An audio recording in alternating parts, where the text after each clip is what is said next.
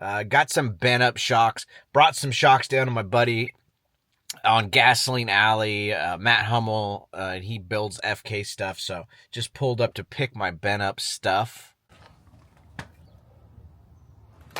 Hi, Matt. Hi, Thompson. Did How are you today? Did Scott call you? No. No. Or if he did, I didn't hear my phone ring. Yeah. If you want to get your shocks done by Matt, give him a call or come down to the Gasoline Alley. He services and repairs all the FK stuff. But Bernie is right across the street. Bernie owns Indy Race Parts.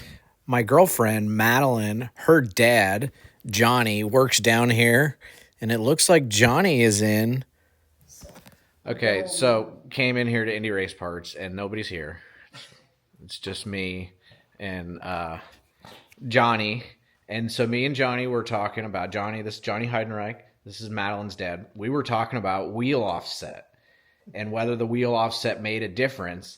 Then he was talking about birdcage, the placement of where the birdcage is, how that loads everything. And I think it all makes a difference, honestly, because, you know, the where the right front is, you know, this is kind of simple. You know, where the front axle is in the sprint car, I set it off of the right front arm location to the kingpin. You do that at 7 or 7.5 from the kingpin, and that gives it the right spring rate that we're all so accustomed to, right? And so I feel like everything has an effect, cause and effect. If you know, we were talking about the wheel offset. What were you saying? Bobby doesn't think it makes a big difference? Not if you keep the wheel at the same location, but one time at that same location you run a one-off wheel. The next time you run the location same on the axle with a three-off wheel.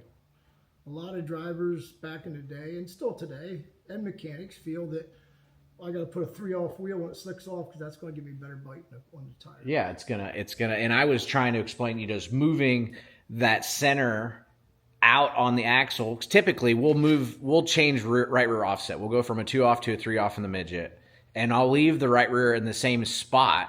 But because it moves the center out, I feel like it loads the end of the axle harder.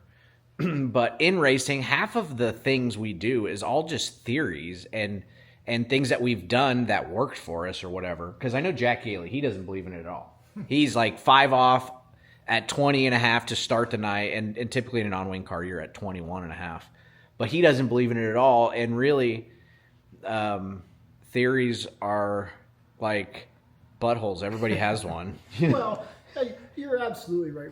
With racing, it is the multitude of variables of small items. A lot of times guys will make big changes on one corner and they forget there's an action and a reaction on the opposite corner, the X of the chassis. And what I'm getting at is that if you take a little tire pressure down, okay, that's going to reduce stagger, you know, and so forth. I mean, you have to think of the whole package, not just one going to one place and doing one thing. I think you're right. And I think, you know, we were talking about the 26 car, and I've found a really nice package for it, and I don't have to do a whole lot throughout the night. I pull stagger out, I pull the right rear in, I go from 10.5 on the right rear air pressure to 9.5, and I load some spring in the front, and that's really all we've been doing. But I found the window that car likes, and I think that's half the battle, is just coming up with a good baseline, you know, so that when you start the night, your car is happy and you can make good changes from there to make the car even better. Yeah, and the biggest thing with when mechanics like yourself are helping these kids come on board and so forth, if somebody comes to me, I always go out to the racetrack and ask them. I said, okay, so where are you entering the corner? Where are you lifting? Where are you picking the throttle back up? And if kids don't pay attention to that part of it, you can tighten the car up, and because the kid's just snapping it unloose. But then, you know, driving style and setups go hand in hand. So the main thing the kids got to learn is be consistent. I just saw a video the other night where it was very good advice where the guy went out and started his kid in a sprint car. He said, I want you to go out there and drive quarter throttle, a couple laps, then go three-quarter or half throttle, then go three-quarter. Pick up the throttle, but don't lift and get on the gas, get on the brake. Hold the throttle and feel the chassis. You can't feel what the spring rate's doing and what the shock angle's doing if you're not carrying throttle. So, you know, Well, I think- sometimes things, they I think think- the car's loose and it's too tight because they snap it loose. I think that's another thing. You know, we don't set the cars to be gripped up out of the throttle, and so even to coin, I feel like that's one of my biggest. The thing that makes me fast is I've figured out how to like enter the corner on the throttle, and that's the key. You know, and that starts off the corner about the flag stand. I'm trying to get the thing kind of settled so that I can enter it with the right speed and apply throttle, because these things only work on the throttle. And even that goes to the run in the bottom. Like if you run it in there too hard and you have to get out of the throttle to not miss the bottom or to hit the bottom, then it just unloads the car and the car just sits down on the bars and slides out until you pick the throttle back up. Then it like acts not like it wants to go, and it goes. Yeah. And you unload the car. I remember Ascot when I was out there, I'd pass 2 or 3 cars getting in the corner, and 5 would pass me coming off. Yeah. And Rick Stewart was a mechanic that knew my driving style, and I was from back east with the wing stuff. I carried a lot of throttle entering the corner, but then if you jump out of the throttle, you're busy trying to first figure out which way the car's going to go and try to gain traction again. So Rick Stewart told me, he says, I want you to lift about 20 yards earlier and use the throttle to turn the steering or turn the car. Yeah. And when you unload a spring, till you get the car to settle and get loaded back on the spring again, you lose a lot of time in the corner. So, Yeah. and my first wing race, I won at Selinsgrove, Barry Camp and Billy Steef and Keith Kaufman, all those old guys. I mean, I basically rolled out of the throttle just past the start-finish line. Yeah. And like waited 1, 2, and when I got to the entrance of the corner, I went right back on the mats and the floorboard and drove it hard through the corner on the throttle. The car was stuck. The springs were loaded. Yeah. And if I needed anything, I'd trail brake it or roll out of the throttle, but I had traction. But if you go in there and unload the car with no bite, then it takes you so long to get traction to get back off the corner. Absolutely. And then some of us, when I was teammates with Justin Grant for years, and me and Justin drive so different. Justin drives it off of the right front tire, and I'd put the camera on his car, and as soon as that thing would start turning right, he would roll out of the gas and keep the thing straight. And he just had a really good way of keeping it on the right front, and that gives side bite, but that's also the way he sets his car up. I run the car in backwards on the throttle, turn it with the rear tires, and that's a total different way to set the car up, And so it actually, with Corbin, he's kind of in between me and Justin, and so I kind of had to do a little bit of Justin's setup. And honestly, it took him a night, because Corbin would go from a wing 360. He'd show up to run my car, and he'd been running the wing car and not running the midget a lot. So then he'd get in it, and I would keep the thing free originally. The second night I could do my setups on him, because by then he was, up on the wheel or whatever. So, well, I really like what you said there. That's my style. If I can feel the right front with the throttle, I'll drive the shit out of the car. Yeah. And basically that's why you see these guys nowadays with the tie down shocks and the dump truck load of firewood that they drive nowadays. When you go into the corner, I try to tell Kelly Bryson with the TQ one time, when you backsteer the car, you free the car up, you loosen it up. Yes. When you turn left, you bite the car. So off the throttle, on the throttle. Yeah. Off the throttle, on the throttle. That's why you see these guys wickering the wheels. They get in there, all of a sudden they'll turn left, turn right, to try to get the thing back in the left rear. Try to load it up. Throttle control to load it up to drive it off the corner. When did you start racing? 64 years now. Been holding the steering wheel. 64 years. 4.5 years old in the quarter midgets. And back when I was driving, you couldn't run a midget until you're 18 with both parents' consent.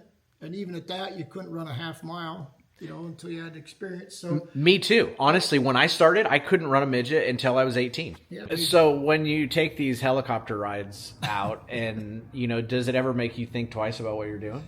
They said to me, I must admit, I don't know how many more times I can get busted up, but when you strap in, and I've been through that deal where, you've got a girlfriend, they had a baby, they're not when you're strapped into the green flag flies, your brain just goes straight to race mode. And the other biggest thing I see nowadays with things going on is the video learning for the hand control, hand-eye coordination. But one of my things when I was in high school, aim high and steering. So many times drivers drive off the nose of the car. Yeah. And when I'm coming down the straight, I'm glancing across the backstretch, see who's coming up next. watching the line. Looking ahead. I did a road course thing, and the instructor kept telling me, he's like, because I wasn't looking down the track, and it was mainly, I'm used to short tracks, and you know, I look where I look. Well, it kind of got me like, you really need to look ahead at the next corner, and this was on road course stuff, but I mean, it goes the same thing. If you're getting sideways, if you get sideways off the corner and you freak out and you see a tree and you start fixating on the tree, you're going to drive that car straight Right into the tree. You have to look where you want the car to go, and the car will go there. At least we hope so. And that's exactly. I was at the Chili Bowl a couple years back. We'll keep names out, but it was a younger girl driving a midget, and my motor wasn't warm enough, so I hear this rah, rah, rah. I got hit in the bumper twice. I'm like, what the heck? So I moved over, and this person blew into the corner, almost hit the fence. So I saw him standing on the back of the tailgate of the trailer, and I wasn't going to say anything because half the time you try to talk to these kids, and most of the time they don't pay attention. Kaylee Brayson's the only one younger girl I talked to at the TQ race. She actually listened to me. Yeah. At least whether you do anything with it or not, but at least listen a little bit. But anyway, I went down to this person because Nelson Stewart was standing there, and I saw some of the guys that used to be with Sleepy Trip back in the day. And I thought, I'm going to go up and say something. And I knew who was driving the car. I said, hey, who was driving this number car in the 13th heat race, hot lap session? And she was standing with her foot against the trail, didn't answer. Well, the other girl that owned the car, she said, well, it was so-and-so. And I said, you ever shoot pool? I like to try to think of common things. I said, you ever shoot pool? And she said, well, who hasn't shot pool? I said, okay, let's think of a scenario. It's your turn to shoot, and there's a duck. That ball's sitting right in front of the pocket. You could breathe on it, it's going to fall in. I said, so what's your game plan? You come up, slam that ball into the ball, and then you have to stand there and wait for the cue ball to stop before you plan your next move? No. You drive that cue ball out of your peripheral vision, you just nick it, and you place that cue ball where you want your second move at. Yeah. And these kids don't. I watched you, teammate down at Paragon, when you got your tail busted, running against the veteran. The veteran was kind of blocking him. Teammate gave it the big hee-ho in. The veteran went to block him. Bam, bam, bam. I watched videos. People are coming off the corner, tail slapping down the straightaway. You couldn't even pass them on the straightaway. They're out of control. It's like, good, settle down, fellas. You're not going forward if that thing's tail slapping and spinning tires. A little bit of wisdom from Johnny Heidenreich. Just doing a little bit of cruising through Gasoline Alley, so I thought I'd stop by here. I've been meaning to interview Johnny, honestly, and this isn't the interview. This is just me coming in here and talking a little bit of racing, but because I want to talk to you about some of our lost heroes. You were friends with a lot of people, I'm sure. Yeah. Bernie has all the goodies down here at the shop. You guys can see. I need to get out of the picture, or it'll be blurry. It looks like we even have Stuff in the back. a Kistler. And so, yeah, he's down here on Gasoline Alley. Johnny's down here helping out. And Bernie has all the good parts. We come back here. This is the used section. We got seats. We got midget parts. Look at this. Used Stevie Smith caliper. Titanium rotor for it. What do you need? Or maybe a nice deflector muffler tip. Well, that's interesting. Well, it is almost the new year, so happy New Year's to you. Thank you so much for watching T-Mez TV. I'm out.